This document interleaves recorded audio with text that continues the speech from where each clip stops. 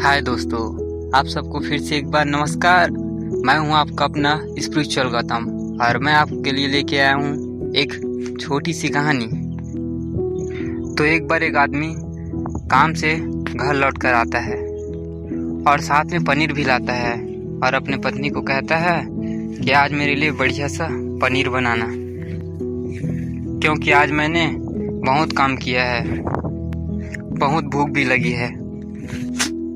उसकी पत्नी कमरे से बाहर आती है और पनीर लेते हुए कहती है, हाँ बिल्कुल, आप हाथ पैर धोकर तैयार हो जाइए, मैं आपके लिए बहुत ही स्वादिष्ट खाना बनाती हूँ। और वो आदमी फ्रेश हो गया, टीवी देखने लगा और इंतजार करने लगा सब्जी बनने का, ताकि वह खा सके। और किचन से बहुत ही अच्छी खुशबू आ रही थी। वो व्यक्ति बस सोच ही रहा था कि जल्दी से खाना बन जाए और मैं अपना भूख मिटा सकूं। लगभग 1 घंटे के बाद तैयार हो जाता है एक स्वादिष्ट भोजन। अब खाना लगने ही वाला होता है कि वो व्यक्ति अपनी पत्नी से पूछता है कि नींबू है कि नहीं, क्योंकि पनीर की सब्जी में मुझे नींबू डालकर खाना है। तो पत्नी कहती है, नींबू तो खत्म हो गए, आपसे कहा था लेकिन आप भूल गए।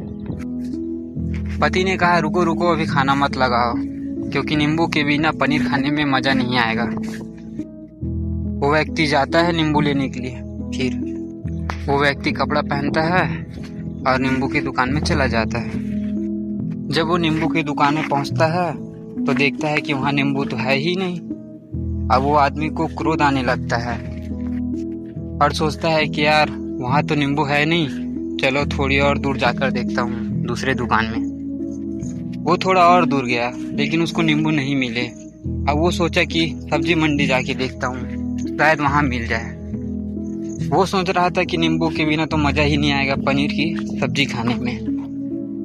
सब्जी मंडी पहुँचा, पास की सब्जी मंडी थी, उसको ये नींबू फिर मिल गया सब्जी मंडी में।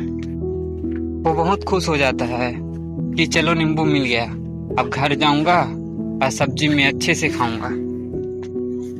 वो जल्दी से घर जाता है और अपनी पत्नी को कहता है कि जल्दी से खाना लगा दो, सब्जी गरम कर दो, रोटी गरम कर दो, ताकि मैं अच्छे से स्वादिष्ट खाना खा सकूं।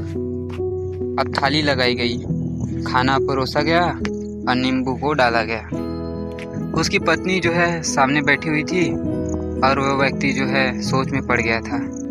तभी वो व्यक्ति जो है नींबू की प्लेट उठाता है और बाहर खिड़की की ओर फेंक देता है और अपनी पत्नी से कहता है, मैं जीत गया, मैं जीत गया। पत्नी सोच रही थी कि ये पागल तो नहीं हो गए, सारे के सारे नींबू बाहर फेंक दिए और चिल्ला रहे हैं, मैं जीत गया, मैं जीत गया।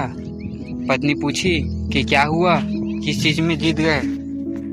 अब वो व्यक्ति खुशी खुशी बैठ गया और अपनी पत्नी से कहता है, आप भी बैठो और सुनो।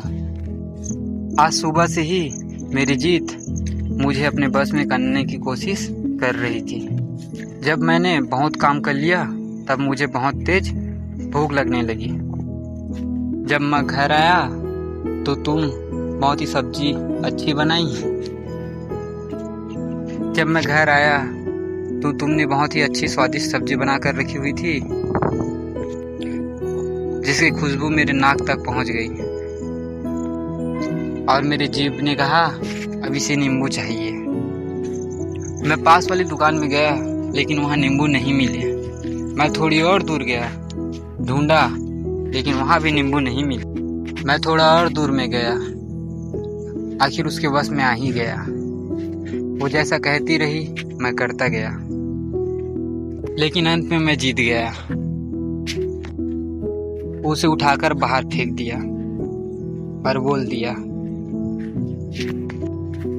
मुझे तुम नहीं, मैं तुमको कंट्रोल करता हूँ। मैं जीत गया। क्या आप लोग को समझ में आया कि अपनी इच्छाओं पर काबू कैसे करें और उन पर विजय कैसे हासिल करें। ठीक इसी तरह शराब में पड़े आदत से मजबूर व्यक्ति एक जगह नहीं तो दूसरी जगह चले ही जाता है। हमारे युवा इन्हीं सब चीज़ों से जूझ रहे हैं। यदि आप लोगों ने अपने इंद्रियों पर काबू करना नहीं सीखा तो यूं ही नींबू की तरह लेने के लिए भटकते रहोगे और जीवन में कभी विजय हासिल नहीं कर पाओगे। हाय दोस्तों, मैं हूं आपका अपना स्पिरिचुअल गौतम और फिर मिलते हैं एक छोटी सी कहानी को लेकर।